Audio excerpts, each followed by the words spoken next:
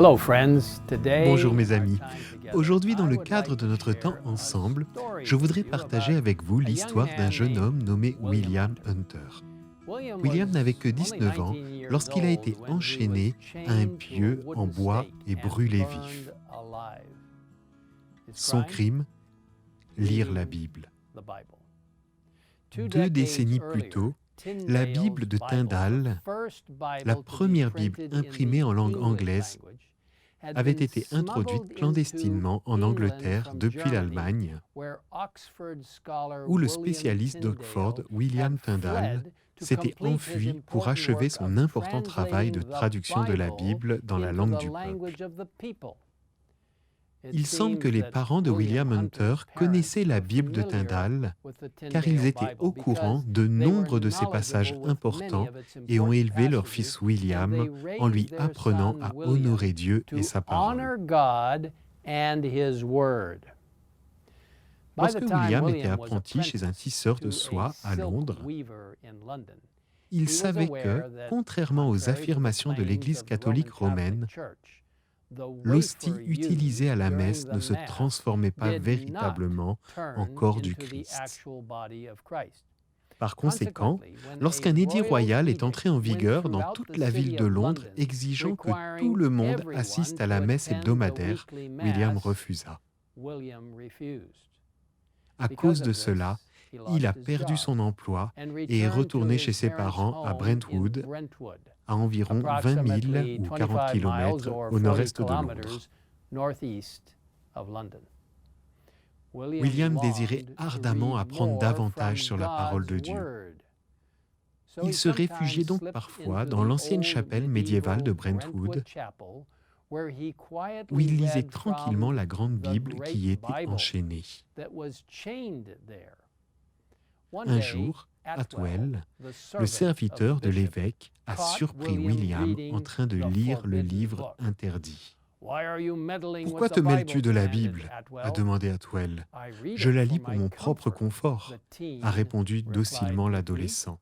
« Si tu n'arrêtes pas, toi et beaucoup d'autres hérétiques, vous serez brûlés à cause de vos positions » a rétorqué Atwell. Bientôt, la menace d'Atwell est devenue réalité. Le samedi 26 mars 1955, William Hunter fut brûlé sur le bûcher parce qu'il aimait la parole de Dieu et refusait de renoncer aux vérités qu'il avait trouvées dans la Bible. Pendant la Réforme, les yeux de milliers de personnes se sont ouverts alors que la Bible était, pour la toute première fois, mise à disposition du peuple dans sa langue maternelle, souvent au prix de grandes souffrances pour eux qui avaient le courage de traduire la Bible du grec et de l'hébreu en langue commune, rendant ainsi l'écriture accessible à tous. Et à travers les siècles, la lumière brillante de la parole de Dieu a continué à guider ses frères sur le chemin de la vérité. Depuis ses débuts, l'Église adventiste du 7e jour a trouvé sa direction, son but et ses fondements même dans la parole de Dieu. Brillant à travers les ténèbres de la grande déception du 22 octobre 1844, les premiers croyants se sont tournés vers la Bible avec réconfort et espoir, examinant dans la prière les Écritures à travers la recherche de la vérité. Ils relurent attentivement les passages de Daniel concernant la purification du sanctuaire et redécouvrirent que l'erreur n'était pas dans les Écritures, mais dans leur interprétation du texte. En comparant les textes des Écritures, ils ont réalisé que le sanctuaire, dont il est question dans Daniel 8, verset 14, n'était pas la terre, comme ils l'avaient supposé, mais les cieux. Tout en continuant à être guidés par la parole de Dieu, ils ont découvert davantage de vérités bibliques et le petit groupe de croyants s'est rapidement développé. En suivant les principes protestants, qui consistent à accepter la simple lecture du texte et à laisser la Bible s'interpréter d'elle-même, La plupart de nos vérités fondamentales, le sabbat, l'état des morts, le service du sanctuaire et le jugement investigatif, ont été établis au moment où l'Église adventiste du 7e jour a été officiellement organisée en 1863. Bien sûr, il y avait encore beaucoup à apprendre. Et au fil du temps, les adventistes du 7e jour ont continué à découvrir d'autres vérités importantes, telles que notre message sur la santé, l'importance de l'éducation chrétienne et notre mission d'atteindre le monde. Chaque nouvelle découverte, cependant, était toujours mesurée à l'aune du texte biblique que l'on trouve dans Ésaïe 8, verset 20. Il faut revenir à la loi et au témoignage. Si l'on ne parle pas de cette manière, il n'y a pas d'aurore pour ce peuple.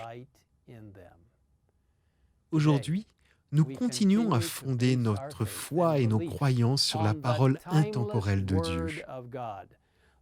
La Bible, qui a été fidèlement préservée et scellée avec le sang des martyrs, transcende le temps et la culture. C'est la parole vivante de Dieu et grâce à la direction du Saint-Esprit, nous pouvons trouver les réponses que nous cherchons. Il faut mettre tout son cœur à la recherche de la vérité, a écrit Ellen White dans Patriarches et Prophètes. Les exemples donnés dans la parole de Dieu ont pour but de nous avertir, de nous instruire et de nous préserver de la séduction. Les négliger, c'est marcher à sa perte. Il y a plus de 450 ans, le jeune William Hunter et bien d'autres ont scellé de leur vie leur foi en Dieu et en sa sainte parole. Aujourd'hui, nous savons qu'une tempête se prépare. Le temps est venu de construire sur les solides fondations de la parole de Dieu. C'est pourquoi toute personne qui entend ces paroles que je dis et les met en pratique, je la comparerai à un homme prudent qui a construit sa maison sur le rocher. La pluie est tombée, les vents sont venus, les vents ont soufflé et se sont déchaînés contre cette maison. Elle ne s'est pas écroulée parce qu'elle est fondée sur le rocher. Mes chers amis, restons enracinés en Jésus et en sa sainte parole. Prions ensemble. Père Céleste, nous te remercions pour le don et l'avantage merveilleux d'avoir la parole écrite de Dieu et l'esprit de prophétie pour nous instruire et nous faire comprendre comment nous devons vivre. Et nous te remercions beaucoup pour la parole vivante.